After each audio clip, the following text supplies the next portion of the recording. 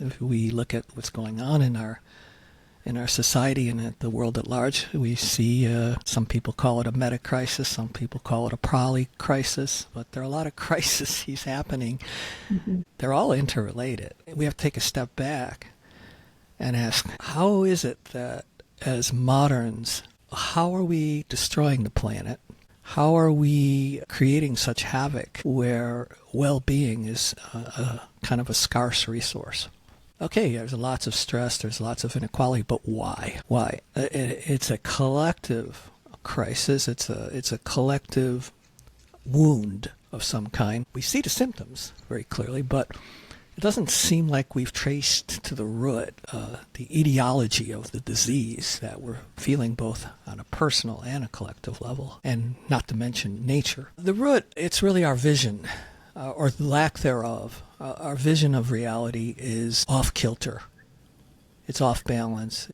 I think that the root is trying to open that stance to such a radical degree that it becomes inclusive of self and other, of self and nature, rather than a antagonistic or a oppositional type of stance, or dualistic type of stance. But basically we're suffering from a very cramped worldview. And so in Mindspace I'm pointing towards how can we loosen that stance that makes life feel so cramped and so claustrophobic. Welcome to Friends Between Worlds, a podcast for people who want to understand why the modern world feels so on edge and what we can do about it.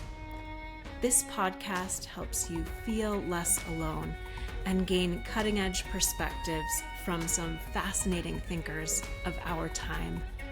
We offer companionship and insight. This is Friends Between Worlds. Please join us.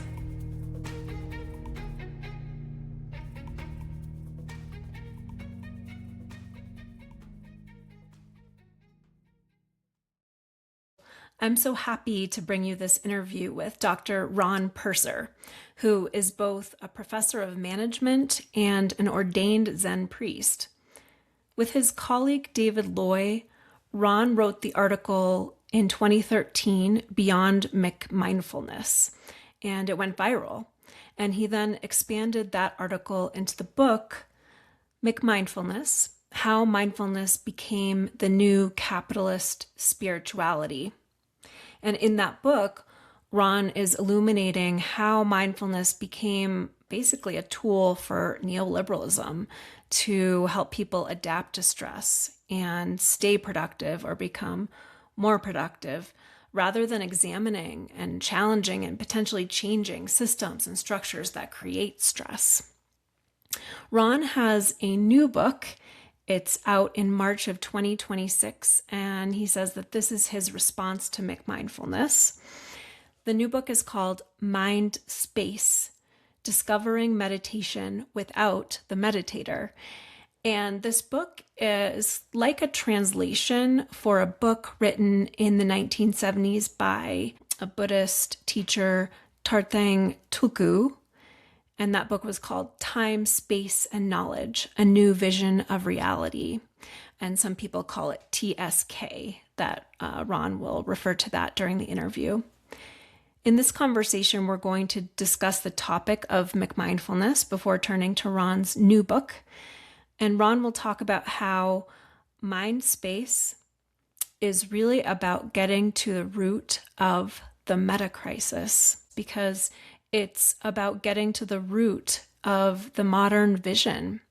And it's about opening up that vision to a vision that's more inclusive, more accommodating, and more intimate with reality. I was really excited and I was kind of nervous to interview Ron. And as you'll hear, we both really enjoyed the conversation. And for me, there was a kind of space, a kind of openness that was really delightful for me. I hope you join us as we peek into a different kind of vision. Welcome, Dr. Ron Purser. I'm so grateful to have you here. Welcome. Thank you, Christina, for inviting me. I'm honored to be with you. So I'll launch into our first question here and Sure. ask you to please introduce yourself by describing a relationship that has shaped who you are and what you're exploring today. Yeah, I was struggling with that question. I don't know if you're familiar with the Enneagram, but I'm an Enneagram 5, so I'm actually going to use a book as my relationship. And this ties into what we'll be talking about. So I thought it would be appropriate that in my mid-20s, I stumbled upon a book by a Tibetan Lama by the name of Tarthang Tuku called Time, Space, and Knowledge, A New Vision of Reality. When I first encountered it, like when I was a freshman in college, it was completely impenetrable to me. So I just put it back on the shelf. I thought, well, maybe for another day down the road. It was very intimidating, but I had an intuitive sense that it was a very important book. And turns out a few years later, still a young undergrad, but I was studying humanistic psychology. So I opened the book again, and as I looked more closely, I saw that there was an institute in Berkeley where actually it was associated with the book, the Nyingma Institute. And so it was about an hour's drive, so I took a truck down there and found out they had a introductory class, about a 4 or 5 week class, and I signed up for that. And I was so intrigued and so kind of taken in by this introduction to the time-space knowledge vision, also known as TSK, as we say, and that I signed up for a 10-month program. And that training, just that whole experience, just changed my trajectory in many different ways. My professional life unfolded over time, and I ended up getting a doctorate and taught at Loyola University of Chicago for about 7 years in a master's program in organizational development. But I always wanted to get back to the beautiful west coast of Northern California, and when a position in management in the College of Business opened up at San Francisco State, I applied, and I've been there for 3 decades. During the course of this time, it was almost 40 years now, that book has always been very close to me, and off and on in different ways. It has shaped me and brought me to where we are now. Thank you for that. And I know that TSK is integral to Mindspace, which we're going to talk about today. I want to ask this question about your background. So you have a PhD in management studies, or is that right? Organizational behavior. It's kind of a strange interdisciplinary field. Yep. Yeah. And you are ordained in Buddhism, is that right? I became an ordained Taigo Zen priest back around 2013. Yeah. It was another sort of adventure. Yeah. And Yeah. I did want to ask about the interplay of that Oh, yeah. for you. I get I that mean, question a lot. I'd love to hear what Yeah. you have to say. I mean, we will talk about McMindfulness. You're the Oh, one. no, it ties in. It ties in, Yeah. yeah. Yeah. What would you say about it, Ron? Well, first, I would say right off the bat that I've never identified myself as a business professor or as a management professor, even though I am. Mm-hmm. I'm housed in a business school for 28 years. But, yeah, they fit together like almost like tectonic plates. Uh-huh. There's a lot of friction. I've never been enamored by the managerial worldview, and I've always sort of operated at the fringes of my field. And I guess that's the blessing in disguise, is that there's a lot of fringe opportunities in the field of organizational studies or management studies. And so I've been a bit of a chameleon in terms of being able to write about things that are sort of stealth Zen or stealth Buddhism or stealth TSK, time-space knowledge, that have influenced the things that I've written about. So yeah, I've been an outlier, but I've always sort of come back to a central interest of how our ways of knowing are shaped by how we're embodied in time and space. And so I've tried to apply that to organizational and management topics.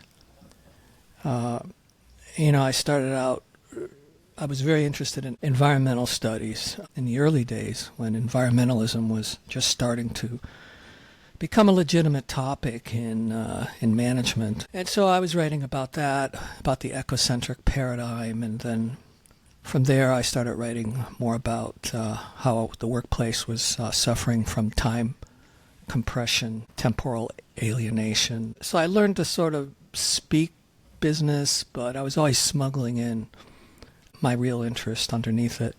But I've always felt the cognitive dissonance about it. And it was a struggle for me, actually. It was much easier in the research side, but in the teaching side, it was a struggle. Yeah. I absolutely love these words you're bringing in about being someone who operates at the fringes and bringing in stealth Zen and smuggling things in. Because I think the world is ever more desperately asking for some of these things. And of course, it's kind of tricky because once something is in the mainstream, it by definition is not really stealth and fringe, and yet a lot seems to be needed now. Yeah, and so let's turn to this topic, before we get to mind space and really go into your new book and what you're doing there. You wrote about McMindfulness. It's been 10, 15 years now? Well, the book McMindfulness was about 7 years ago, I think. Okay. But I wrote an article prior to that. It was only like 1,000-word article with a friend of mine, David Loy. That was 2013. That was kind of the beginning of my interest in that, yeah. Yes. So for the people listening to this, what is McMindfulness? And I'm really curious to know what you noticed and how you started writing about this. Yeah. Well, it's obviously a provocative term. It's actually not a term I coined. Miles Neal, a psychologist and Buddhist teacher in the East Coast. It's what happens when mindfulness gets stripped down and decontextualized and kind of becomes an ethically neutral attention hack, I guess, way of putting it. And then that instrumentalization of this practice then lends itself then to being deployed for coping with or improving individual level performance, like if we're talking about corporate mindfulness now. But McMindfulness also addresses that sort of co-optation and accommodation privatizes the practice to such extent that it sends a message that the pathology of stress is all due to your inability to be mindful, your inability to regulate your emotions, and so you need to adapt to the very conditions that are causing the stress. But so it moves the whole crisis as sort of like we're all distracted and we all have ADD. Those are some of the trite slogans that have been used. So it doesn't really name the political and social structural issues in society that are causing so much stress to people. And so that was sort of one of the threads that I followed in trying to show how that was the case. And it started out by, I was watching YouTube talks coming out of Silicon Valley, namely out of Google at the time. I noticed they were having the who's who of neuroscientists that are studying meditation, and even some Western Buddhist teachers were coming through, and emotional intelligence. Anyway, there were a number of talks, and this is before they launched their own internal corporate mindfulness training program, which was called Search Inside Yourself. Appropriate title for that. So I was watching that, but I was also part of an email thread of conversations earlier that were being exchanged between a number of Buddhist teachers and scholars that were questioning these claims, especially how it was being detached from ethics. And then I think when I began to hear how mindfulness was going to save the world, at the same time it was being, deployed in corporations and then even in the U.S. military, then I felt, I think I need to write a book about this. There's so much going on in different domains in public schools. And so around 2013, as I mentioned, I approached David Loy, or maybe he approached me, I can't remember, but he was one of my heroes. I had been reading his books for for years before I met him, he wrote a number of books on social theory of Buddhism for the West, and we became friends, and we published this article called Beyond McMindfulness in the Huffington Post. And unexpectedly, it sort of went viral. And then I realized that there was something here. I think we touched a nerve. Another early influence as part of the email exchange was the Venerable Bhikkhu Bodhi, who is a Theravada monk. And he was also being very critical of the mindfulness movement. And so, given all these kind of intersecting cross currents, that's kind of what led to me writing the book. Yeah. You said in there that in this stripping down, what's not being pointed to is the political or structural situation. So what do we need to point to? What do we need to point to? Well, we do need to point to the political, economic, and social context that is prevalent in our society in terms of gross inequalities, racism, the lack of social safety nets for many people, now the growing anxiety of unemployment given the advent of AI coming into the workplaces where students coming out of college are having difficulty finding jobs. There's all sorts of things we could point to, but there's other aspects that we could probably point to as well. And I think that has to do with something a lot larger in scope, and it really has to do with our modern worldview. Mm-hmm. Our modern worldview that we've inherited it and have, I think, taken it as far as it can possibly go, because if we look at what's going on in our society and at the world at large, we see some people call it a meta crisis, some people call it a poly crisis, but there are a lot of crises happening that are all they're all interrelated. And so we have to take a step back and ask, how is it that as moderns, how are we destroying the planet? How are we creating such havoc where well-being is a kind of a scarce resource? These are questions that go to the heart of the matter in the sense that, okay, there's lots of stress, there's lots of inequality, but why?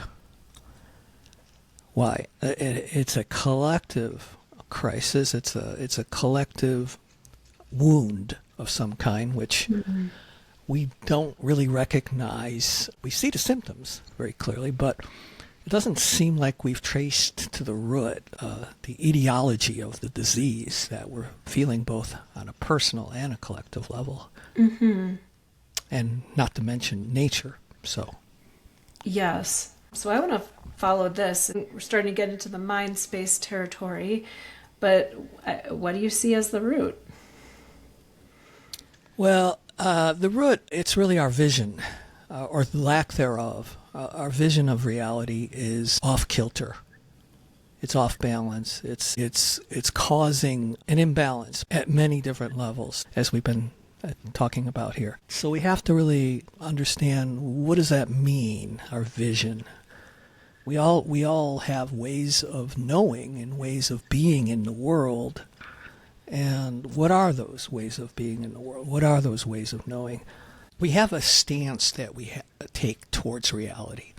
I think that the root is trying to open that stance to such a radical degree that it becomes inclusive of self and other, of self and nature, rather than a antagonistic or a oppositional type of stance, or dualistic type of stance. But basically we're suffering from a very cramped worldview. And so in Mindspace I'm pointing towards how can we loosen that stance that makes life feel so cramped and so claustrophobic. Because this particular volume is focusing more on space, but there's also time and knowledge and consciousness itself. But for now we'll stick with space.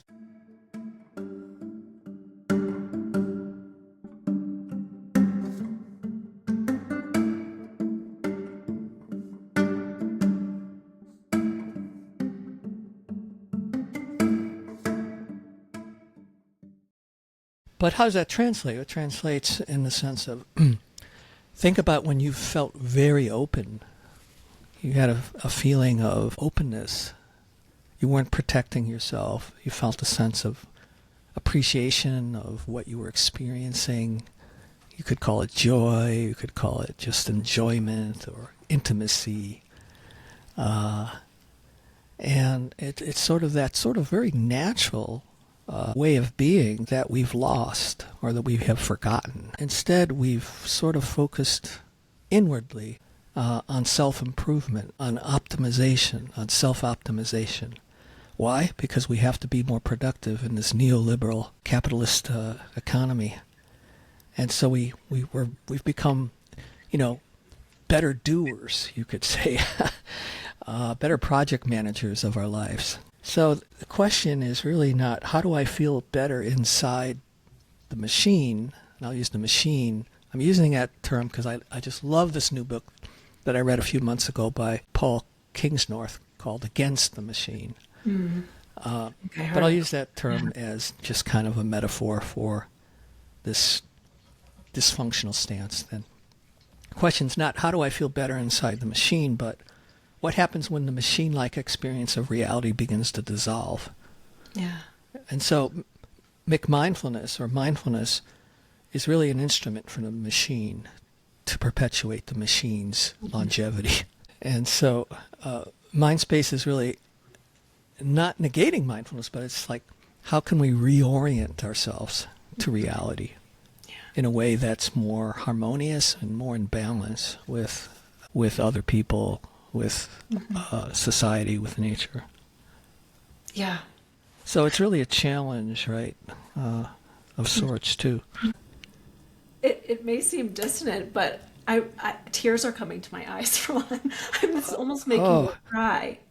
Well, I cry when I go to these retreats in the beginning because I feel so much gratitude for being lucky enough to stumble upon the works of Tarthang Tuku. I mean, he has many books besides the one I'm referring to. So I draw from just about every book he's written. And so many of us are feeling so cramped, I think. And, Yeah. Yeah. And despair. It's really, despair, lost loss of hope. Yeah, and there is loss going on, right? We know this. We know the environment, and there's real loss to grieve. It's difficult, and I hear you speaking about something else that's possible. I wanted to say, I think as someone who has been interested in spirituality and has studied, as you were talking, I was becoming aware of how non-dual teachings in my mind somewhere became like, oh, it's really far out there. You got to be really, realized in some way because it's non-dual, which I understand. Part of the difficulty, right? In Mindspace, it's like you're saying, it's so close, it's so obvious, it's so natural. Like you use that word that we miss it. Do you want to? It's too good to be true because it's so close. That's why we don't trust, you could say, our innate intelligence or our innate wisdom. And you're right that the whole non-dual fad, if I could call it that. And I'm not saying that there aren't some actually authentic and good teachings there, here and there, but it could become a bit of a language game. But you're right, to make it into an attainment or something otherworldly or something that's kind of the Holy Grail, it kind of misses the point. You're right. Yeah, I think there's a whole book that could be written just on that. Well, and I think you wrote parts of it in here. I mean, okay, good. Glad you remember. Because I will say, as I was reading, and I told you, Ron, I said, I know I'm going to need to read this more than once. Similar to what you said, you picked up the book and you said, whoa, what's that? And you put it down. These are teachings we can come back to.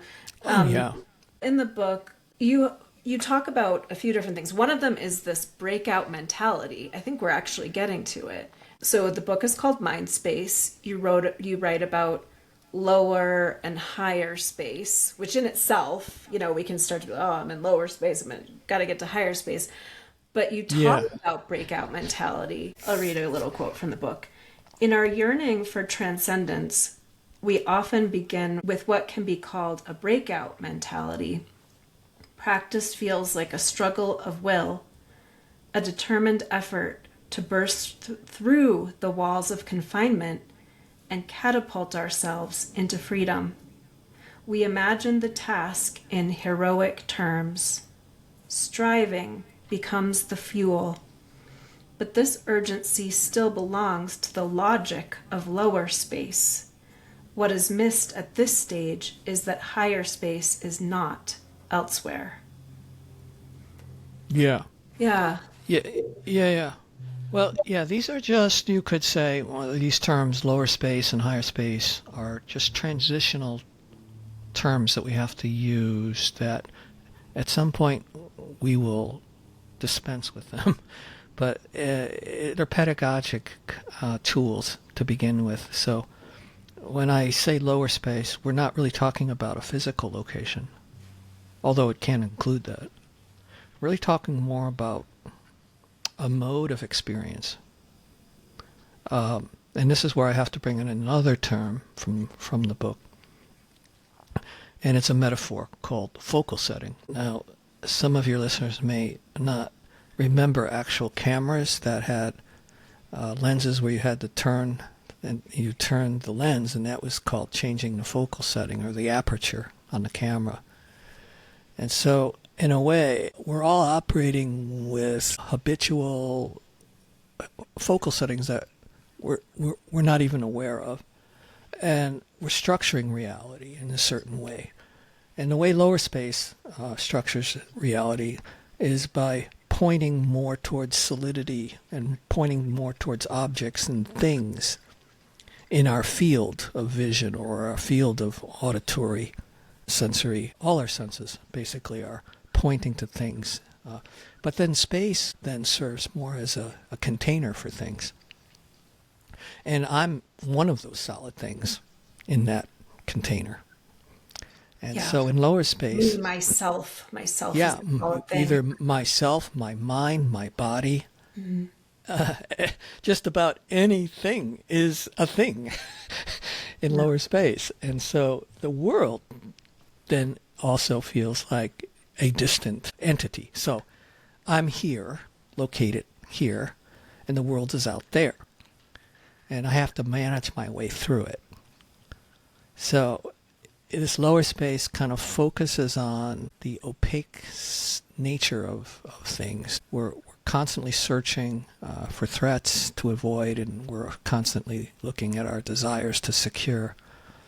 And we can feel this kind of lower space on a bodily level in terms of tension or fear, contraction, a narrowing of attention in the way we think as like either or thinking.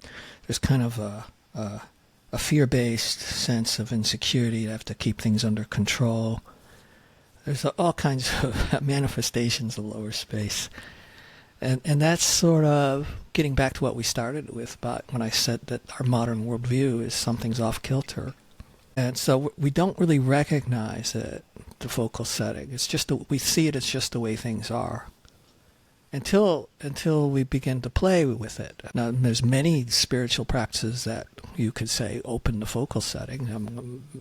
Time, space, and knowledge is not just the only one, but even psychedelics kind of open it temporarily. But the basic point is that we assume we're seeing reality, but we're actually living inside a particular way of structuring space through this habitual focal setting. And higher space then it's not a metaphysical realm that we're trying to reach. It's not a new belief system, right? It's more of discovering a more accommodating dimension, more inclusive, open sense of space in which everything else can still be accommodated. Nothing disappears. Everything is still there. It's just that the nature of your experience changes, right? Well, you can think of like concentric circles, right? Higher spaces include lower spaces, but not vice versa. And so higher spaces are more permeable, but at some point the whole idea of levels breaks down because it's not a separate territory. It's already present as this openness. It's already available. Higher space is never elsewhere. Yeah. Because it's not located to begin with. And the logic of levels comes from lower space in this. It comes from, yes. From our perspective, yes. Yeah. So in lower space, objects and space also feel separate. And that's where space becomes just the background or the abstract medium, the backdrop. It's objects that we're interested in, and objects are real. And in higher spaces, things and space become less absolute. This is where you could say the workability of our lives becomes much easier. And because this openness is never blocked out by objects, is never blocked out by ordinary reality. So you asked the question earlier about the breakout mentality. Mm-hmm. It's not unusual. It's usually how we have to start out. We start from where we are. And at first, we may have to have some sort of peak experiences to kind of give us confidence that we're moving in the right direction. So oftentimes, we do engage in a breakout mentality, and we do have glimpses of higher space. And we go, oh, this is not all there is. There is the possibility of more than just my contracted experience. And if we stay there and only kind of use the heroic approach, then we're going to get trapped because we're basically reinforcing lower space at some point. Yeah. We're actually confirming the very limits. Yeah. So that urgency becomes proof that you're stuck in a way. And this is where I sort of humorously, but I think seriously too, brought in the metaphor of the inner manager. Yeah. Mm-hmm. It's sort of like we then recruit the inner manager to run spirituality like a project. Mm-hmm. Right? And that's where we put in a lot of effort. We measure our progress. We're always wondering, am I there yet? Like kids saying on a trip, am I there yet? And it's so basically analogous to a neoliberal sense of self, like a neoliberal subjectivity, where it's like it runs on stress. It needs stress to exist. The definition is that I'm almost there, but not quite. And soon I'm going to be there. And so there's a whole sense of self. Yeah, it's how the wellness industry thrives. You're never quite well enough. Right. There's always another con or another fad to try. But it's a spiritual strain. Mm-hmm. It's like trying to punch your way into openness. You might get a dramatic experience, but you end up usually just with bruised knuckles at some point. Yeah. Yeah. Yeah. I think a lot of people are feeling bruised. At least in American culture and probably other cultures.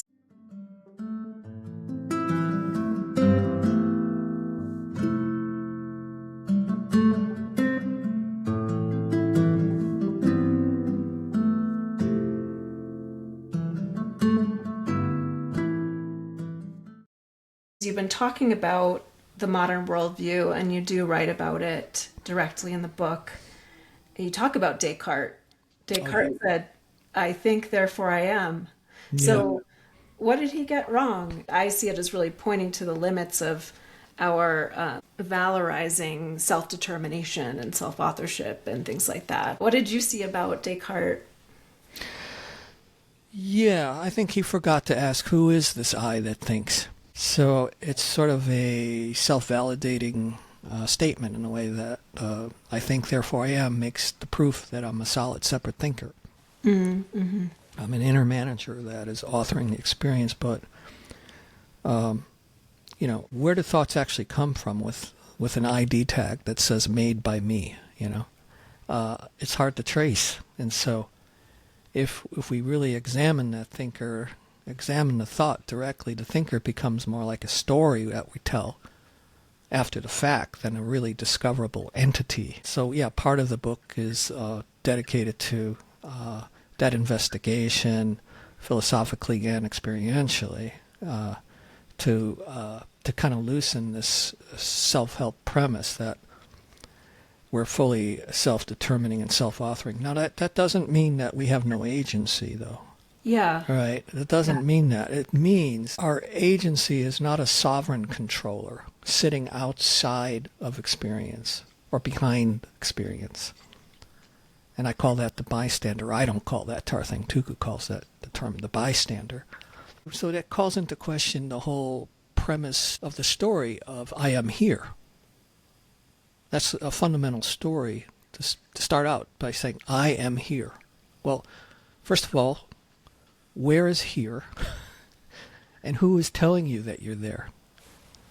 There's a circularity involved in that. But I think that the positioning aspect is something that we really don't pay a lot of attention to, is how we take up a position, the mechanism involved in how we establish a sense of self and how we maintain that sense of self over time. It's really quite a high maintenance activity to maintain a sense of identity, because once we have identified with our sense of identity, then we have a job to do. We have a job to protect that identity and ensure that it will maintain itself over time. But deep down we know that it won't, because there is something called death coming up for all of us. And so that's an existential threat, and so we repress that knowledge that our imminent death happens to other people, but yeah, it'll happen to me, but that's kind of an abstract thing. David Lloyd goes into this in depth in his books, which I was just stunned when I read it, that we repress this knowing of death. We also repress openness. Now that may sound strange, and let me see if I can unpack this. That at some level, we know that our identity is sort of a construct that is constantly being maintained. So at some level, we kind of know unconsciously that it's not real, that the self is not as real as we make it out to be. And so we have to repress that. And by repressing that, we then overcompensate by trying to prove to ourselves that we're real. And David Lloyd calls those reality projects. So a lot of people do it through trying to become immortal, having their names on skyscrapers, or through trying to attain as much wealth as possible, or power, or whatever it may be. The number of likes you have if you're an influencer. It's just a constant thing to try to self-validate yourself. We're always seeking self-validation. Mm-hmm. But this is a really deep existential kind of suffering that we all have. In fact, in the Buddhist tradition, they talk about 3 levels of suffering. This is the deepest level. It's the suffering for craving for existence. Wow. We crave to make sure that we exist. But it's a futile battle, and that's why impermanence is seen as such a boogeyman, where impermanence does not have to be a boogeyman. Impermanence can actually be our friend.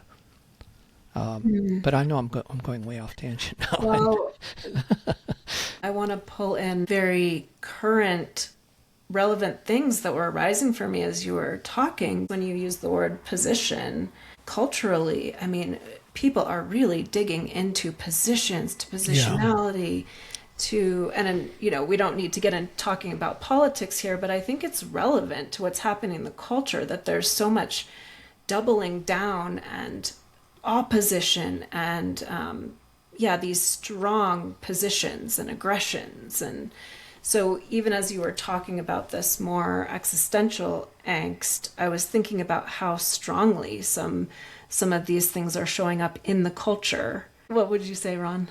Yeah, they're symptomatic. They're just being exacerbated because of people feel more threatened And when less secure, then obviously they're going to double down and see more extreme measures. And of course, then we have on top of that the social media amplification of this. The algorithms are designed for that. Yeah. So that reverberates, and yeah, we're in a feedback loop. You can, I mean, that's the thing, is that the mind operates as if it's a consumer. The ordinary mind operates through consuming products. First of all, it generates products, the products of its own constructs, and then it basically consumes them. So if you get into this feedback loop, Tarthang Tuku refers to this in some of his later books as a regime. We're kind of trapped in a regime of mind, of our own minding, our own kind of proliferation of our ideas, which then become frozen, and we take sides, and we identify by taking sides.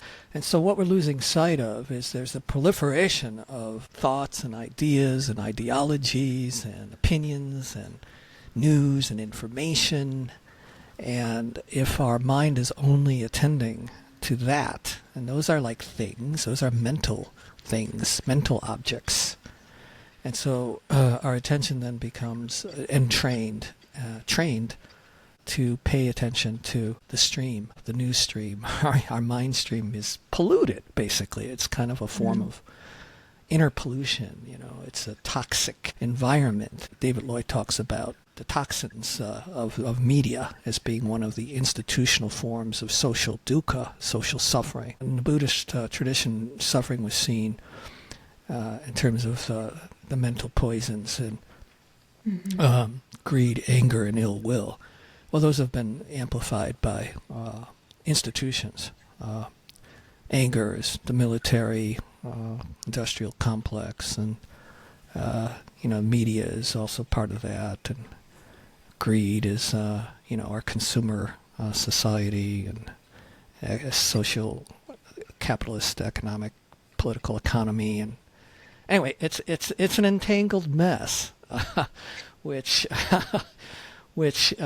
requires more space in order to disentangle our consciousness from being basically slaves of this kind of poisonous culture that's becoming.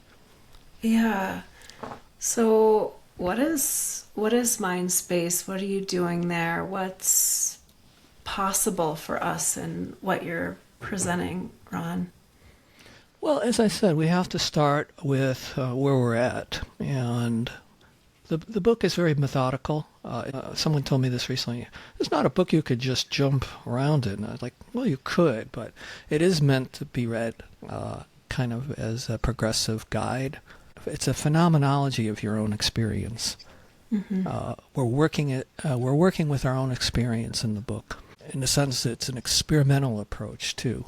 It's not based on any kind of religious or tradition per se. It's very experimental. So that's sort of, I think, what the appeal that it had to me back, in the 1980s when I first encountered it.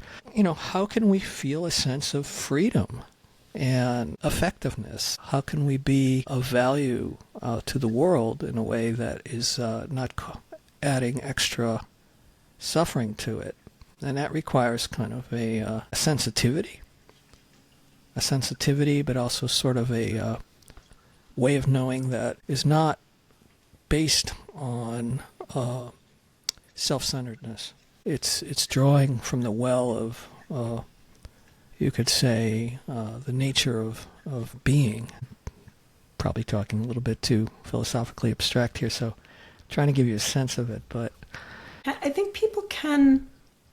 At least people who are curious about this, there is a recognition. And you were just saying how, deep within ourselves, we kind of know that this is a ruse, all this self-production and self-consumption.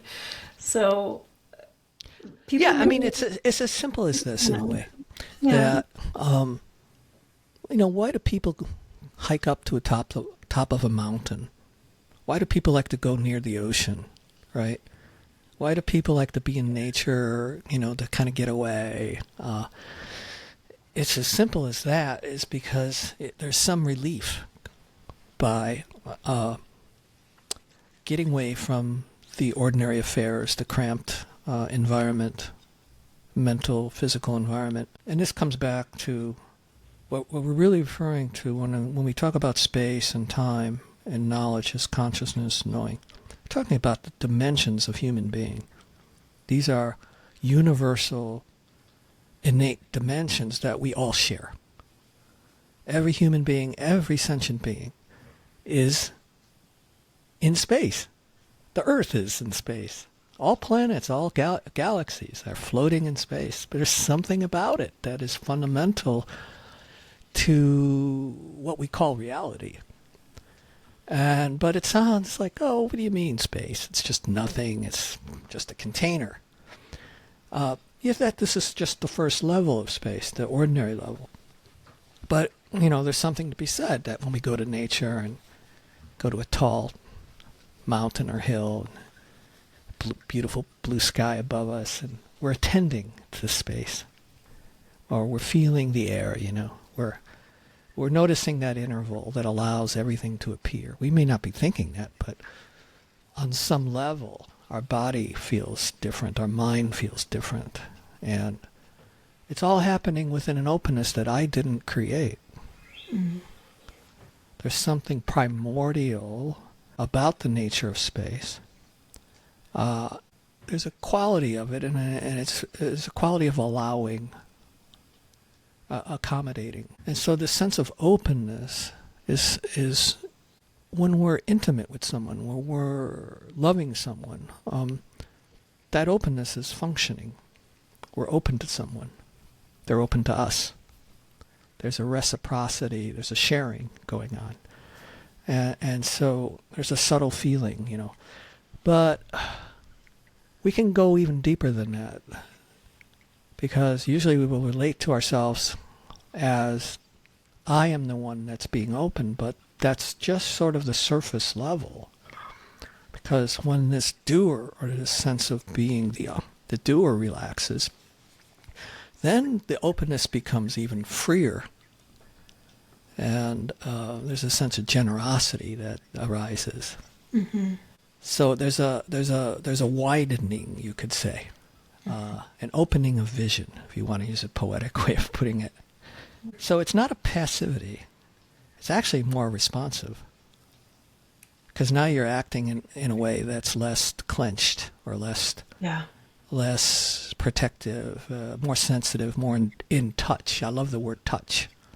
And more balanced. And this space, this higher space, we want to call it that, it's not elsewhere. It's just a more inclusive sense of here that we can get in touch with and draw on and nurture, you could say.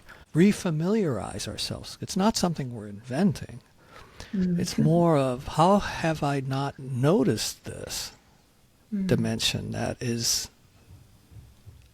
an aspect of my being. All beings. So that's kind of what I'm pointing to in the book.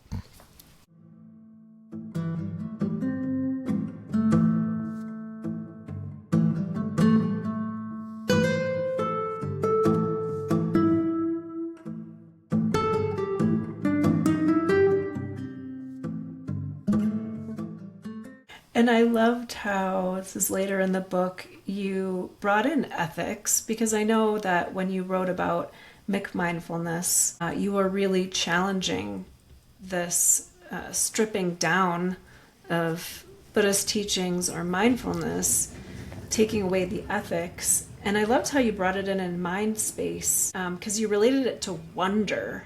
Yeah. Not like a morality, right? You didn't say, now we will follow these rules. Ethics, right. Right. I'd love if you said a little bit about that, and also how that does address what you looked at with McMindfulness and neoliberal mindfulness. Yeah, the term wonder, I don't mean a vague mood, or like, although, it can include, being impressed by a sunset. That definitely includes that. But there's something else that I think it's a shift in perception, really, where wonder shows up kind of when we reduce the habit of seeing the world as things that I can use or things that I can purchase or optimize or control. When that all relaxes, then wonder and ethics sort of intermingle. I'll try to say what I mean by that is that, so this wonder is disarmed of possessiveness, you could say. And that's a turning point, that the grasping reflex is very strong in us. I was reading that when babies, they usually point to things when they're learning language. And that's kind of what we do with our mind. We try to grasp onto things. But when we stop treating the world as raw material and people as instruments, then you don't have to paste this ethical code on, or superimpose it on top of experience. Instead, ethics begins to arise as care, because when you're no longer meeting the world as a resource but as an intimate presence, then that's kind of where ethics kind of arises before morality. It's a perception. Ethics is kind of built into that way of perceiving, because exploiting something doesn't just feel wrong, it feels incoherent. It's because there's this sense of intimacy with appearance, whereas with the neoliberal frame, when I talked about mindfulness as ethically neutral, then we're basically training how do I become more efficient in very systems that are harming us. So wonder does the opposite. In a way, neoliberalism needs value to be negotiated. And what I mean by that is, like, some people are more valuable than others in a neoliberal society. Some things are more valuable than others. Everything has a price. But here, what we're saying is that value is intrinsic. It's not bestowed upon us by markets and our status. And so value is intrinsic. And if value is intrinsic, then injustice, for example, stops looking like just a policy problem, although it still is a policy problem, but it starts to be seen as a form of ontological violence, a kind of a blindness, right? Because if the nature of being is based on intimacy and value, then that whole edifice starts to crumble, the idea of being able to, parcel out value and so forth. So, yeah, I think wonder is sort of the fragrance of being. It's sort of the whole way of seeing. When the whole machinery of self-improvement and self-optimization relaxes, and we stop standing outside of experience, trying to control it and fix it, and then that's when ethics begins to change. So it's not a list of rules that we just impose. It's more what naturally arises when we no longer see the world and ourselves as separate objects interacting. There's an uncontrived intimacy that is generating our responsiveness. So we're not forcing ourselves to be ethical. It's more like, how can we not be ethical if we're transformed our vision of the world? Did I address that a little bit? You did. Okay. You addressed it beautifully. I'll ask this question I had from later in the book. And I'm asking you, what does the world look like when we, quote, meet others without the secret calculation of distance? What can I gain? What must I protect? And each encounter becomes a meeting of value with value, radiance with radiance. End quote from Mindspace. Yeah, that's probably a bit too poetic, isn't it? Yeah. I think our times are calling for great poetry, so I love that quote. It's not just instructive, but it's touching. It touches the heart, I think that names something that most of us do automatically, that we do approach often at times, not always, and there's kind of a background spreadsheet running in our minds that we're always comparing ourselves to others, or what do I need to protect? Are you useful to me? All these kind of subconscious evaluations It's subtle. It's not conscious. But it's just an output of the focal setting that's the operating system that we've grown up in and we've been conditioned by, where we're always looking for threats or trying to optimize opportunities. And that's why, we operate like managers. We're always trying to secure ourselves in a market culture. And that feels normal. That's so-called normal. But it quietly is starving ourselves of nourishment, of this inner sense of well-being or intimacy. Because if we're always strategizing, even if it's unconscious, So what does the world look like when that drops? Calculation drops, right? So we don't want to become totally naive, like boundaryless, and either. Mm-hmm. Sure.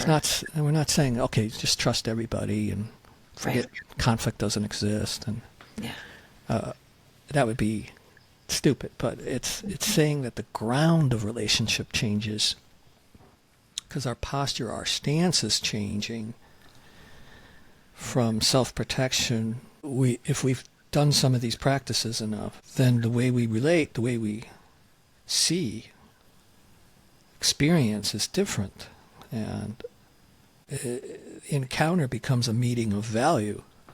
Radiance is a loaded word, so it doesn't mean everybody's glowing, with auras, although they might be. I don't see auras, but some people do. Neither do I, unfortunately. I could sometimes. It means the other person isn't just their role. It's not they're living expressions of being, just like we are. So they're distinct. Everything is still distinct. We never lose our acuity. We never lose our critical intelligence. That's the beauty of this way of being. But we do not see ourselves as divided or separate. Yeah. It's not just conceptual, though. Because I could say that. But to have some sort of transformation of the mind that is operating in that way is a different story. It's a felt shift. It's a felt shift. And it may be subtle. It doesn't have to be dramatic. There's more of an availability, you could say, as well, because there's a receptivity involved in space. Space is very accommodating. And that doesn't make things effortless either, or easy always. But there's no longer the sense if someone is in conflict with you or disagreeing with you, you don't feel as threatened, let's put it that way. There can be a communion involved in conflict. Right? If there's a deeper ground that both people feel that they're part of, that's when the secret calculation kind of drops away. Things become existentially less dangerous or threatening. The other side still has value. It doesn't mean you surrender your convictions, but it doesn't activate that dehumanizing logic that dehumanizes someone who opposes you. It trains a different kind of knowing that's less obsessed with controlling outcomes too, because you're depending on these deeper dimensions too. You could call it grace, you could call it whatever you want to call it, but I like to say that space and time have your back if you know how to participate in them in a deeper way. So that's why space is not an abstraction. It's something you can learn to participate in, and it will participate with you. It's a mutual beneficial relationship.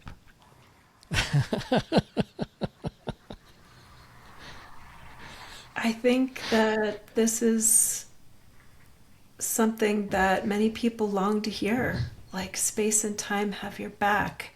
We can learn to participate. We can, is the universe, or is our space and time fundamentally hostile, or is there some sort of beneficence that is available?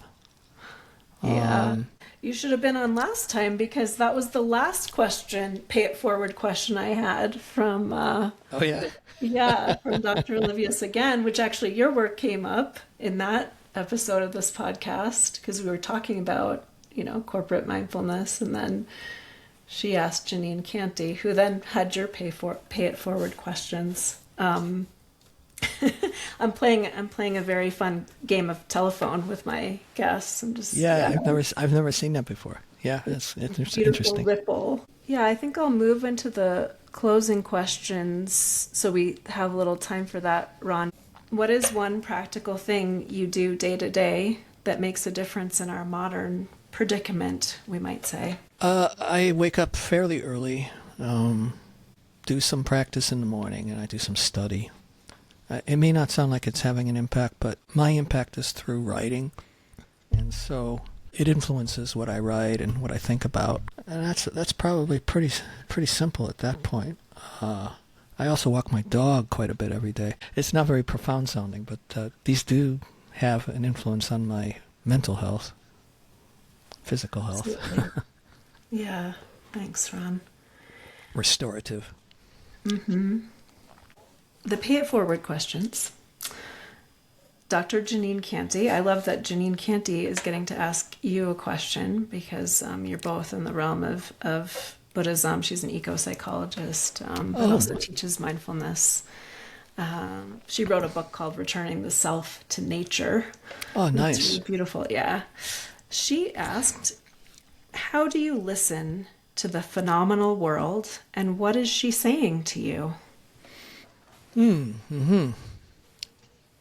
Yeah, that term phenomenal world I could unpack that for a long time, but I won't. But I'll tweak the question a bit that there may be an assumption there's a split between the listener and the phenomenal world. I think this goes back to what we've been talking about, that I'm here and the world's over there and I'm listening to it, where that is sort of relating to the bystander outside stander posture. The bystander is here and everything else is outside.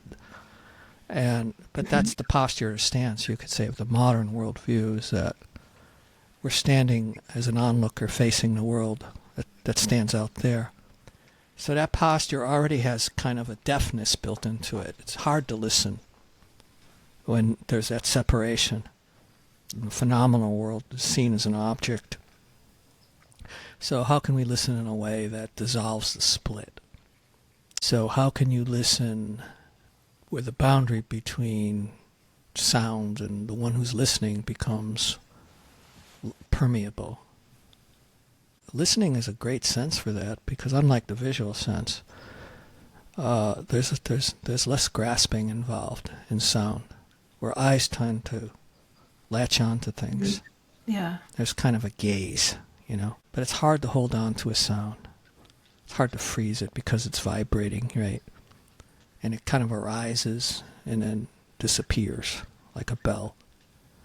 Letting the world move through awareness without immediately labeling what it is you're hearing is one way. Because there's the mind wants to immediately identify and label and say, oh, that's this, or judge it. So just letting sound be sound and not trying to interpret it can reveal at the same time more space. Because space is kind of allowing the vibration. Because if you think of music, if there weren't rest or pauses between notes, there'd be no music. So it's just as important. And that's how you can feel, intuit. And openness becomes more palatable, more actual. And that's when the world stops feeling like an environment and starts feeling intimate. So that's how you could listen. And what she's saying, I don't know. It depends on the moment, right? And that's another form of wonder, too, is allowing appearance to appear without having to possess it. And appreciation. Appreciation is another way of listening. So listening is a way of how I remember I'm already inside the world. Maybe that's a way of putting it, right? That's wonderful. I love that this was the pay it forward question. That's perfect. Yeah, thank you. And then, this question, you kind of had to be there. This question emerged in our conversation between me and Janine. It was, Oh yeah. what is your golden toilet? Now, I'm kind of like, should I really ask Dr. Ron Purser that? Um, but I'm like, but I want to see what he says. What was meant by that was we can see other people and we can see, wow, they're really caught up in some way, but sometimes it's harder for me to see how I'm caught up. So I'll kind of put the question that way. I was thinking about it for myself, like, because Janine in that episode, she talked about, my showers creep up, my showers get too long, and then I have dreams that tell me, hey, Janine, watch out. And I was just, personally, I was thinking about the way I can just get so caught up in work and striving, even though I've looked at it and I've studied it, but I can really kind of fall party to it. Yeah. That's one, I'm sure I could find many for me, but did you have a response to that, Ron? Well, the first thing I thought, obviously, it made me think of Trump. He talked about the golden toilet. And that is a kind of a perfect symbol for the urge to gild what's already, to decorate our identity with gold. But I think for me is self-validation.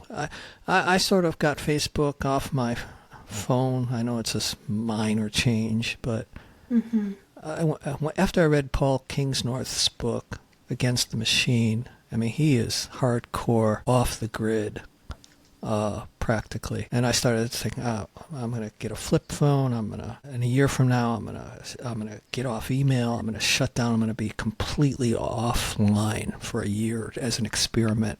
And I was telling people this, and now looking back, I don't know if I could do it, but yeah, there's a tendency to polish one's identity with self-validation, Yeah, I think that's self-cherishing is the term they use in some Buddhist circles, but it's a form of gold plating, right? It's a form of gold plating. I could see that. Yeah, it's self-image maintenance, basically. Gold plating. I think that's a term that might be useful to those of us that are interested in these things. And I have known someone I really respect is offline this year. She's not online. But I'm really glad you're online right now, Ron, so we could have this conversation because I think it will serve. I think it serves. Yeah. So I'm glad it's not this year that you're taking off. Without knowing who my next guest will be, what is one question you would ask a person who has a cutting edge perspective on the modern world? Yeah. I would say, what's one assumption that we or you treat as obvious that you think is quietly distorting everything? Great. I look forward to asking it. What is a group or cause that more people should know about, in your view? Well, I'll put out a little promo for Dharma College, where I teach pro bono. All the faculty are volunteer. Dharma College in Berkeley. It's dharma-college.com, and that's sort of my post-academic vocation now. And I'll be teaching classes on mind space in the fall, online Zoom classes. It'll be like 6 weeks over the course of 2026, 2027. Okay, yeah. That's great. That kind of leads into this last question, which is how and where would you like people to connect with you and your work? It sounds like one option is Dharma College. Yeah, Dharma College. My website is just simply ronpurser.com, so you could sign up for my newsletter or email me through that. Anybody who wants to communicate, I'd be happy to respond, but that's probably the best way of getting in touch with me or seeing what I'm doing. Very cool. Yeah. And the book is, here, I'll hold it up for people who are looking online. It's Mind Space, Discovering Meditation Without the Meditator. So that is the book that's coming out. It's a beautiful, profound book that's also right here, right now, everywhere, all the time, right? It's not complicated, but it might take some practice and curiosity to learn these things. Well, this has been great. I just loved your interview questions and how at ease I felt with you on this podcast. Wow. That means a lot, Ron. Wow, Yeah. you made at least my month, if not longer. But I'm not gonna. It's not gold plating. It's just actually. It's actually just A little like gold plating doesn't maybe a hurt. little gold plating, but no, actually, it touches me deeply that you say that, and it feels like such a deep, incredible honor, and my dreams are coming true as I get to speak to people who I think are really have things to say that can serve this moment in the world, and that are, generously offering knowledge. You offered time, space, and knowledge, but are offering in these ways. Well, let me So just say that's the before we truth. go that I'm really indebted to Tarthang Tuku Rinpoche because it's his book, and this whole project was dedicated to trying to make his work more accessible to a wider audience.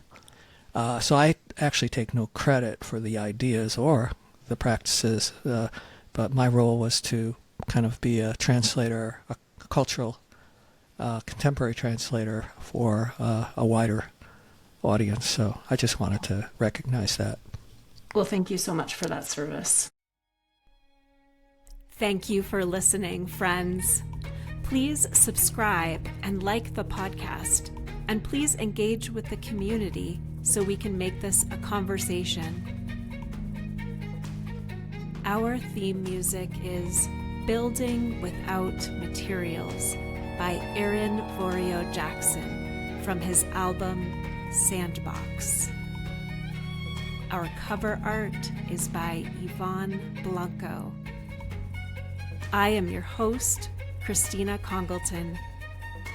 Let's stay curious, let's stay discerning, and let's stay as friendly as we can. Take care, everyone.